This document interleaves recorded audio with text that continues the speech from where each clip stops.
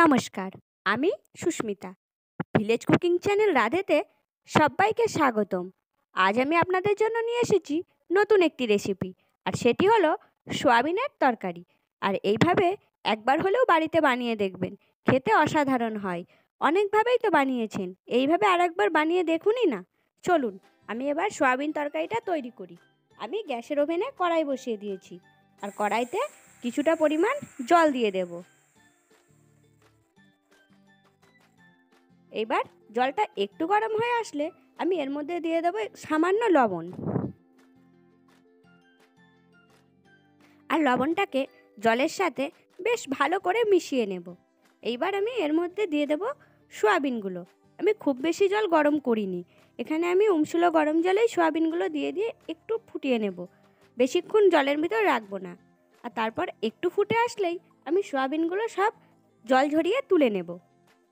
আমি সোয়াবিনগুলোকে একটি পাত্রে জল ঝরিয়ে তুলে নিলাম। এইবার আবার গ্যাসে কড়াই বসিয়ে দিয়েছি, আর কড়াইতে আমি কেটে রেখেছি আলু, আর আলুগুলোকে আমি কেটে রেখে এইভাবে দিয়ে দিলাম।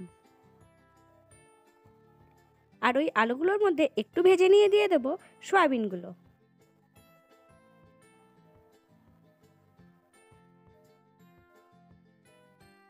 সোয়াবিনগুলোকে বেশ ভালো করে এইবার আলুর সাথে ভেজে নেব। আর এর ভিতর দিয়ে দেব লবণ আর হলুদ।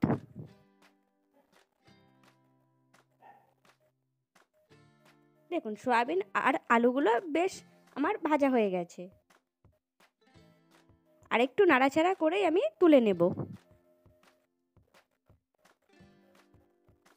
আমি সোয়াবিন আর আলুটাকে একটি পাত্রে তুলে নিলাম। আমার সব তোলা হয়ে গেছে। ওই কড়াইতেই আমি এবার সাদা তেল দিয়ে দেব। আমি রান্নাটা সাদা তেলে করছি, আপনারা চাইলে সর্ষের তেলেও করতে পারেন। তেলটা একটু গরম হয়ে আসলেই আমি দিয়েছি কয়েকটা দারচিনি আর কিছুটা জিরে। ওটা একটু ভাজা হলেই আমি ওর ভিতর দিয়ে দেব 1 চামচ চিনি। চিনিটা একটু ক্যারামেল বেরিয়ে আসলেই এর ভিতরে দিয়ে দেব কুচনো পেঁয়াজ।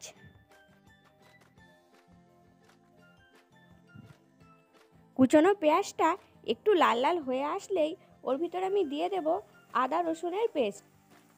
আমি এখানে 2 চামচ আদা আর রসুনের পেস্ট দিয়ে দিয়েছি। এইবার পেঁয়াজের সাথে ভালো করে নাড়াচাড়া করে ভেজে নেব। ততক্ষণ ভাজবো যতক্ষণ না আদা রসুনের কাঁচা গন্ধটা চলে যাচ্ছে। আর এর ভিতর বেশ ভাজা হয়ে এসেছে। এইবার এর ভিতর দিয়ে দেব 1 চামচ হলুদ, জিরে, ধনে, লঙ্কার গুঁড়ো আর কাশ্মীরি লঙ্কা। সবগুলো আমি 1 টিস্পুন করে দিয়েছি। আর লবণটা আপনারা আপনাদের স্বাদ অনুযায়ী দেবেন। তারপর এগুলোকে বেশ ভালো করে নাড়াচাড়া করে নেব।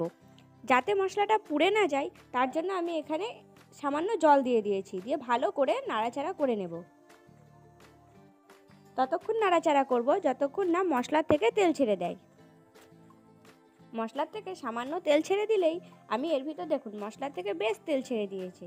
এইবার এর ভিতর দিয়ে দেবো আমি সোয়াবিনগুলো।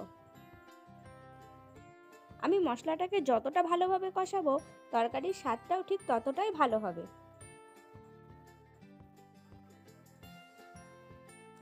দেখুন দেখেই নিশ্চয়ই বুঝতে পারছেন মশলাটা কত সুন্দর কষানো হয়েছে, আর চমৎকারভাবে তেলও ছেড়ে দিয়েছে।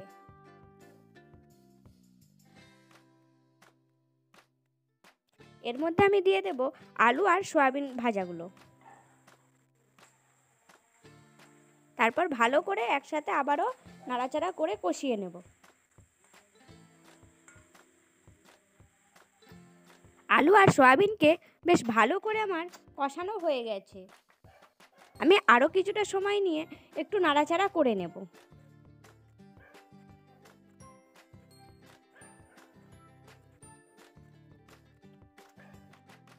সোয়াবিনটাকে বেশ ভালো করে কষানো হয়ে গেছে। আর আমি পুরো রান্নাটা করে নেওয়ার জন্য কড়াইতে দিয়ে দেবো আমি সামান্য জল। আপনারা আপনাদের গ্রেভি অনুযায়ী জলটা দেবেন। আমি এখানে খুব বেশি গ্রেভি রাখবো না, তাই আমি এখানে 2 বাটি জল দিয়েছি। আপনারা যদি বেশি গ্রেভি রাখতে চান এখানে জলের পরিমাণটা বাড়িয়ে নেবেন। এবার আমি সয়াবিন আলুর তরকারিটাকে বেশ কিছুক্ষণের জন্য ফুটতে দিয়ে দেব, যাতে করে আলুগুলো আমার পুরোপুরি সিদ্ধ হয়ে যায়। ভিডিওটি কেমন লাগলো লাইক কমেন্ট শেয়ার করতে ভুলবেন না। অবশ্যই কমেন্ট করে জানাবেন। আর আমার চ্যানেলে নতুন হয়ে থাকলে চ্যানেলটি অবশ্যই সাবস্ক্রাইব করবেন।